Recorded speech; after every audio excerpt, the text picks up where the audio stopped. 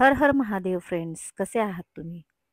तर आता छत्रपती शिवरायांच्या नामघोषात हरिश्चंद्रगडाची चढाई करण्यास सुरुवात तर केली आहे.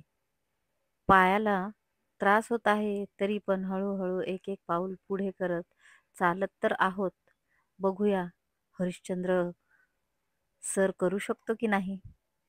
तसं निसर्ग सौंदर्य बघत बघत हळूहळू एक एक टप्पा पार करत निघालो तर आहोत. उत्कंठा लागली आहे महादेव मंदिर बघण्याची.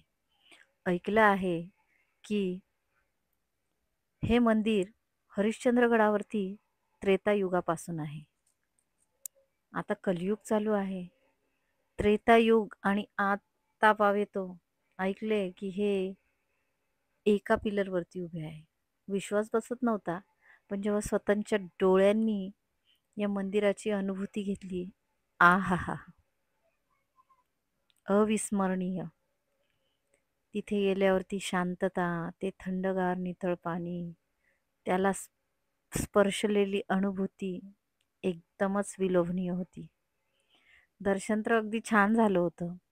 आता उत्कंठ आहे ती फक्त कोकणकडा बघण्याची. या मंदिराबद्दल बोलावं तितकं कमीच आहे.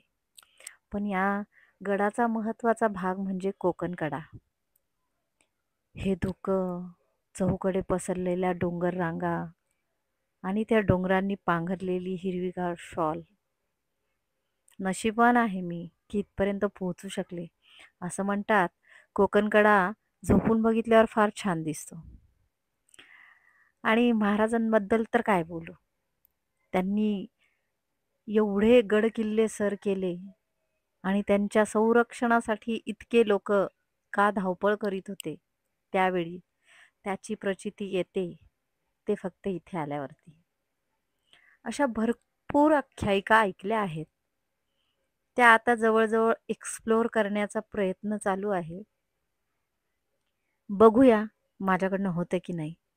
पण हा एक गड तर सर केला आहे आणि हे स्वर्गसुख शब्दात वर्णन करूच शकत नाही. मी फक्त इतकंच सांगेन, एकदा नक्की तुम्ही भेट द्या.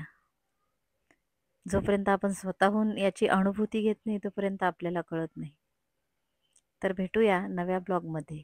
हर हर महादेव.